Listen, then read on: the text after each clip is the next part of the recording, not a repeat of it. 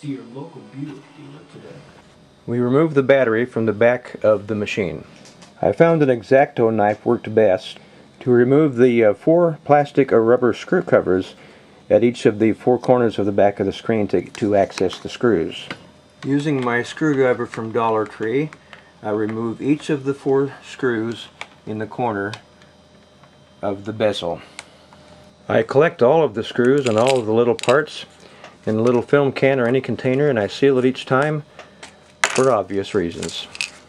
Being able to see clearly is quite important here, so do whatever you have to do to be able to see what you're doing.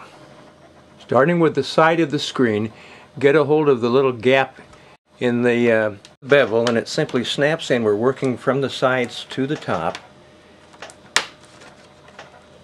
Now we have the bevel loose. Using a flat screwdriver from Dollar Tree, get under the little hinge there and snap it loose on the bottom. On each side, top and bottom, there's 2 screws, a screw on the top and a screw on the bottom of each side holding the frame. We take these 2 screws out of each side.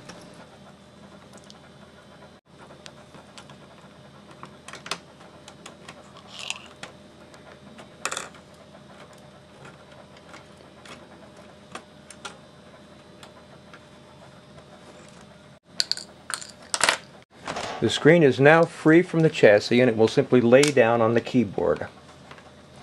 You'll see where the harness plugs into the back of the computer, and where it says all over the place, "Don't touch, don't touch," you need to touch and remove the tape from the plug.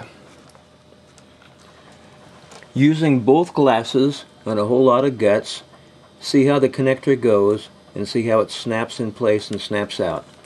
We have now removed the monitor.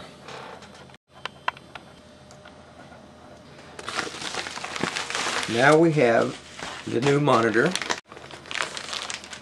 There is some protective covering over the circuitry, which is taped on. We will remove this for now. Wait a minute, I don't think I want to remove the protective covering. I see that the connector here is actually accessible through the plastic covering. It's going to be easy. We will connect it. We'll set this on the computer and get a hold of that harness and figure out how to connect it. Oh, this is so good. Those prongs are going to fit, and there it is. I think it's in.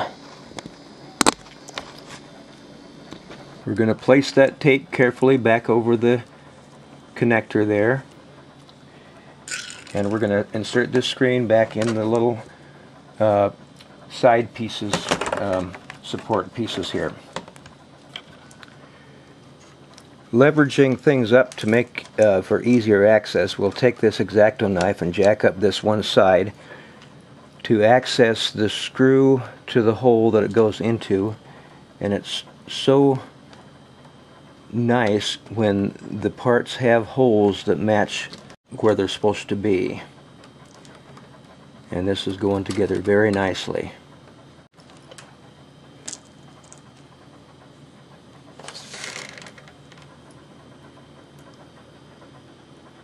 Interestingly, on this Toshiba laptop, there are places for 6 screws, 3 on each side, but there were only 4 screws, 2 on each side, in the factory unit, so that's how I'm going to put it back together. The bevel now goes back in place. We will start from the bottom. It snaps in well at the bottom if you lay the screen back. Get the bottom parts snapped in, and everything else should snap back in the way it came out. Do check the bottom of it and make sure those wire harnesses are covered, and they appear to be. It once again looks like a laptop, and fortunately the cats never once jumped up on this table. Now the screws, the 4 screws, go back in the front. Time to check inventory and see how many of those 4 rubber screw covers remain for cosmetics. I see 2 so far. 2 of the plastic screw covers were sandwiched together, so I actually have 3. The 4th screw will remain exposed, and that will be my signature. For preservation of my nerves, when I go to start this up, I'm going to remember to put the battery back in right now. And this is the moment of truth as we go to power up the machine. And there you have it. Now it's time for my nervous breakdown, and then I'm going to play on my computer.